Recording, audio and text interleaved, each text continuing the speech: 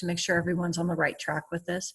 So we have to match the parabola graph with the equation. There's more equations than graphs, so not everyone's going to have one.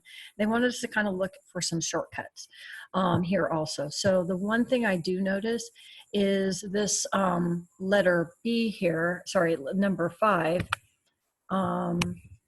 right here, is the only one that's upside down parabola.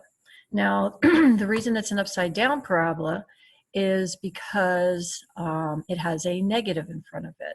So looking down here, there is only one of these that has a negative in front of it, and this is letter D. So this one is going to be graph number 5, okay? Or I'll put here letter D with that. Another couple, another one that's going to be kind of a quick one to look at is this number 3. So on number 3, how this one's different than the others, the rest of them have 2 x-intercepts. This one has 1 x-intercept, and that x-intercept happens to be the vertex. And so what happens is we're not going to have 2 different factors. We're going to have the same factor. And so since this is a negative 3 comma 0, what that means is that for our factor, we had an x plus 3. That gave me a negative 3, and it's a squared. So I'm looking for a y equal x plus 3 squared. So when I'm looking down here, I notice letter A and letter H. Letter A and letter H are both ones that are going to have 1 x-intercept. This one is going to have an x-intercept at negative 3. This one's going to have an x-intercept at positive 3. So the one we needed it to be at negative 3. So this one right here, letter A, is number 3. Okay, so this one is going to be number 3, or this one here is going to be letter A. Now, the rest of them, we want to look at the x-intercepts, and these ones each have 2 x-intercepts, and we want to kind of look and see what factors would give me these particular values. So if I'm looking at number 1, I am going to have an x plus 7 and an x minus 4, okay? Now, if I looked at the answers, the rest of these are not in that factor form. They are worked out. So I am going to work this out. And so really what this is I'm going to take the 7 and the negative 4 and kind of think of it as a diamond. What is 7 plus negative 4? What is 7 times negative 4? So 7 plus negative 4 is a 3, so I'm going to have x squared plus 3x. And then 7 times negative 4 is a negative 28. So that's what I'm looking for. And that one is, looks like letter B. So this one was number 1. Okay. So it was number 1, or over here, this one's going to be letter B. When I'm looking at the next one here, this one has an x-intercept at negative 6, so that would have been an x plus 6. We have an x-intercept at negative 4, so that's going to be an x plus 4. And again, I'm going to work that out. So I'm going to add the 6 and 4 and multiply the 6 and 4. So I'm going to get x squared plus 10x plus 24 is what I'm going to get for that one. So let's see. X squared plus 10x plus 24. So that is this one here, which is letter E. And that one is going to be number 2. So this one here is letter E. So now we have 4 and 6 to figure out. So on number 4, we have an x-intercept at 0, and we have an x-intercept at 4. So the x-intercept at 4 is going to be an x minus 4. The x-intercept at 0, that's going to be an x, or an x plus 0, but just x. And then we're going to work that out. And so when I work that out, I'm going to distribute, and I'm going to get an x squared minus 4x. And so x squared minus 4x looks like letter G. So this one is number 4. And this one is letter G. On number 6, now this one's a little different. We have a -1/2 and a 3/2. So if I was going to do that, I would have an x plus 1/2, and I would have an x minus 3/2. Now, usually we don't factor these with fractions in it, so I want to think of another way to get my -1/2. So if I really was to multiply this x plus 1/2 by 2, it would be a 2x plus 1. That would kind of fraction bust that. And what would make this 0 would be a -1/2 when I did that math. My x minus 3/2, again, if I was to multiply by 2 to fraction bust that, I would get a 2x minus 3. And again, that would give me a positive 3/2. Now, I don't see that as a choice, so I'm going to have to multiply it out. So when I multiply this out, this one I can't just add and multiply. I'm going to have to do a box and actually multiply this out. So I'm going to have a, let me just grab a different color here, a 2x plus 1. I'm going to write this down here, and a 2x minus 3. And then we're going to figure out the inside. So when I kind of zoom in here, this is going to be a 4x squared. This is going to be a -6x. This is going to be a 2x and a -3. So I'm going to end up with a 4x squared plus 4x minus 3. And let's see if we see anything like that. And let's see, letter I. And I'm sorry, this was a -6x. So I missed my sign here. This should be a -4x, not a positive 4x, because it's a -6 and a 2. So that would be -4x minus 3. Okay, and again, if I look at that, that answer is going to be letter I.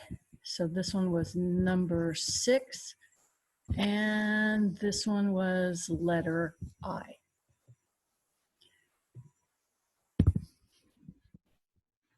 So again, number 1 was B, number 2 was E, number 3 was A, number 4 was G, number 5 was D, and number 6 was I.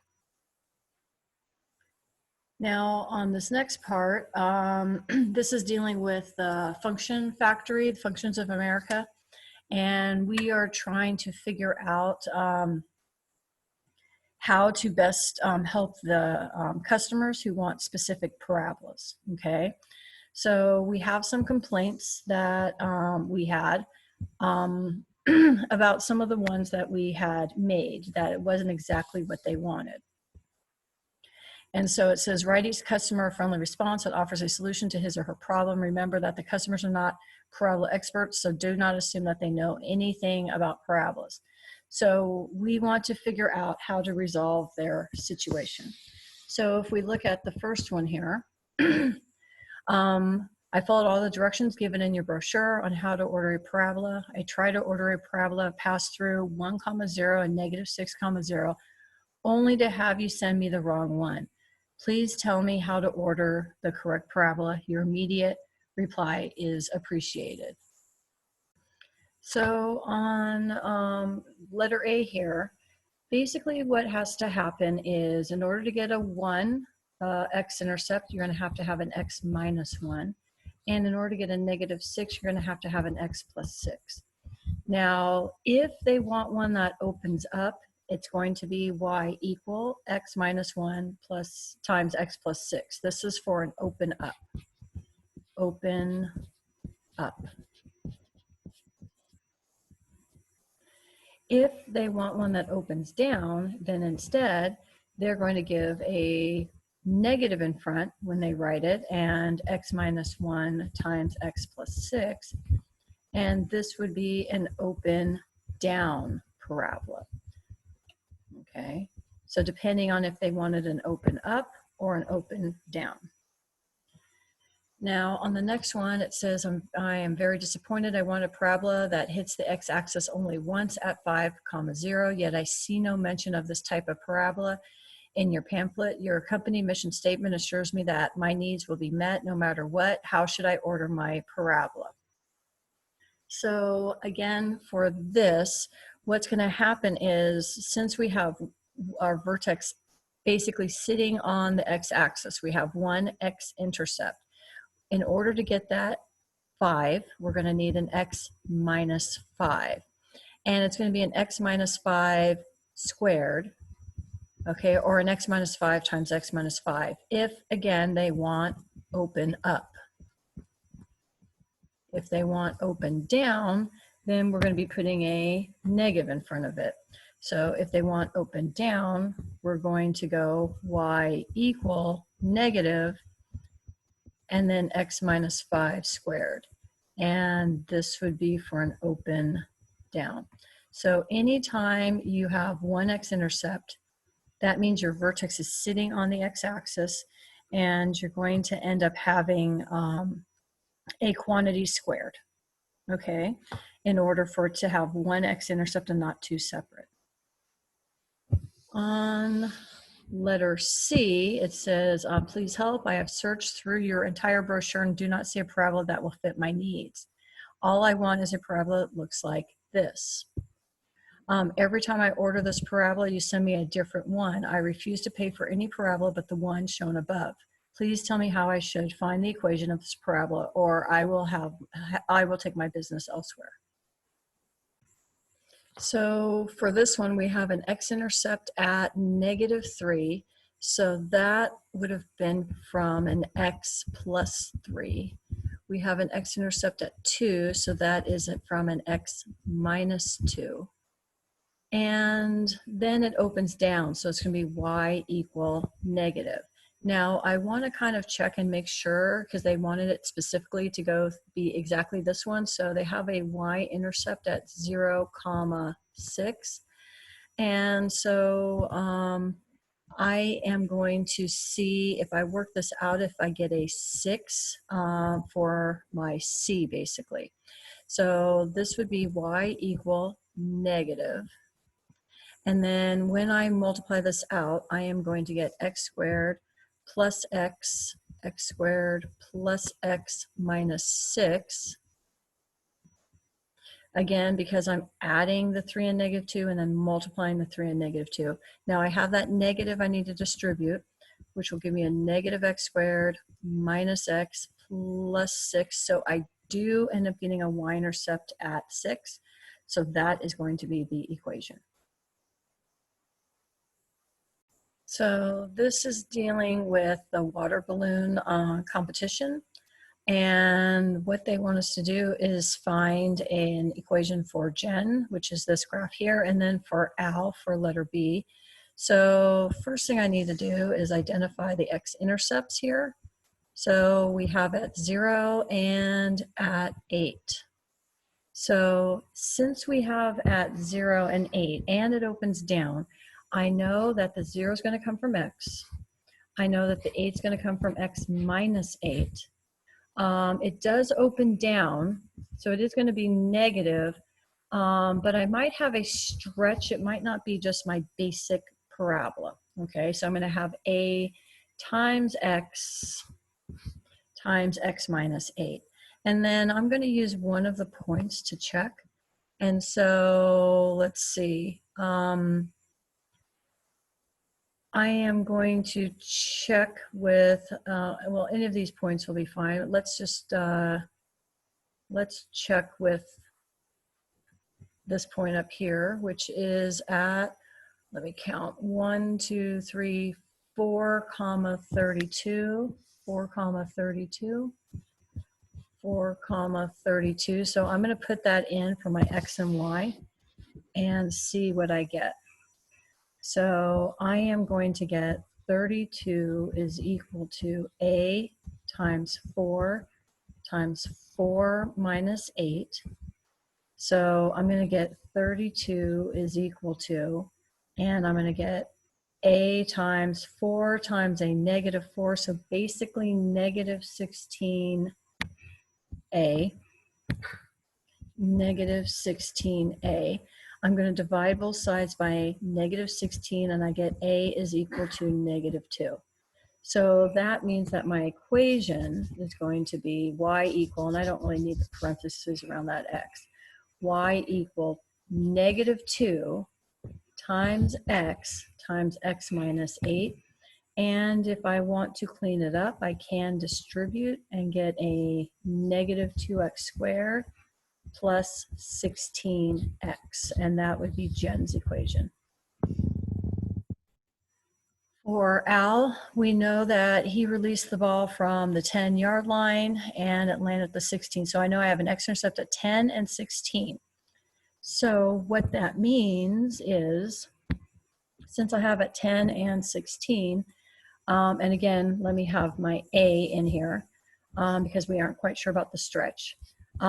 X minus 10 will give me the 10, and x minus 16 will give me the 16. And then we know that we had a height of 27. So the highest it went was 27. Now that happened to be between 10 and 16. So when we averaged those, we added them up and divided by 2, I ended up with 13. So I have this point 13 comma 27 that I'm going to plug in to find my A. So I'm going to go 27 equals A times 13 minus 10 times 13 minus 16. Now when I do that math, 13 minus 10 is a 3, 13 minus 16 is a negative 3. So I have 3 times negative 3, which is going to give me a negative 9 times A, which means when I do the division, my A is going to be a negative 3. So now my equation, I'm going to come up here and I'm going to change that A to a negative 3. That's my equation. Now, if I want to clean it up, when I say clean it up, if I want to have it in multiplied out form, standard form, I'm going to have y equal negative 3 times, and when I add negative 10 and negative 16, I'm going to get a negative 26x. When I multiply negative 10 and negative 16, I get a positive 160. Then I'm going to distribute my negative 3, so I'm going to get a negative 3x squared. And I'm going to take a negative 26 times a negative 3, which gives me a positive 78x. And I'm going to take negative 3 times 160, which gets me a negative 480. So you can either give it to me in this form, which has it so you can easily identify your x-intercepts, or this, which is standard form. On C, it says the journalist knows that factor form of a quadratic function is in the form y equal a times x minus d times x minus f. Explain to the journalist how she can determine the values of a, d, and f to write an equation of a quadratic in factored form. Give examples. So the A is what we call the stretch.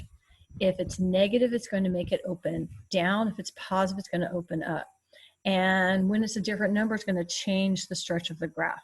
We'll find out that the bigger the number, the skinnier or narrower the stretch is, and the smaller the number, the wider the stretch is, the wider the graph is. And then the D is, and the F are going to be x-intercepts. So this is an x-intercept and this is an x-intercept. Okay, so whatever makes this parenthesis x minus d 0, that is d, so that is an x-intercept. Whatever makes this x minus f 0, which is f, that's going to be another x-intercept. So if I had y equal -2 times x plus 4 times x minus 5, something like this, this is my stretch, and it's going to make it open down, and this is going to actually make it narrower, and we'll see that. We call that vertically stretched. We'll see that down the road. Then this x plus 4 here means that I have an x-intercept at -4. And this x minus 5 means I have an x-intercept at +5. On 52, Vera Vertex sees the parabola that you created for Troubled in Texas. Now Vera wants several new parabolas that have attributes similar to the parabola in Troubled in Texas ordered. What is special about the parabola Troubled in Texas ordered? So Troubled in Texas, okay, that's this one here, was a situation where we have one x-intercept. Okay, one x-intercept. So what is special about the parabola that Troubled in Texas ordered? It has one x-intercept, which means the vertex is on the x-axis. Because if it's any other point, it's going to have a pair, a corresponding point, because it's symmetric, and it would have more than one x-intercept. The only place where we're going to have one that goes with it is at the vertex. So it has one x-intercept, which means the vertex is on the x-axis.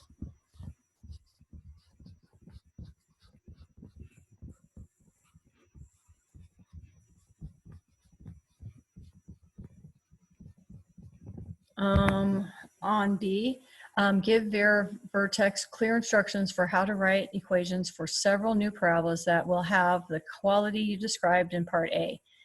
How can you use what you learned in the previous problem to help you? So if we were thinking about that y equal a times x minus d times x minus f, we are not going to have a situation where we have a d and an f. Ours is going to be like this: y equal a, okay, again, that would be our stretch, whether it's positive, which means opens up, or negative, which means opens down, minus d squared. This is what they will want to have. Okay, they're not going to have two separate numbers. They don't have two separate x-intercepts, so the two factors have to actually be the same answer. So we're going to have one, which is x minus d squared, and again, the a is going to change the stretch of the graph and whether it opens up or down.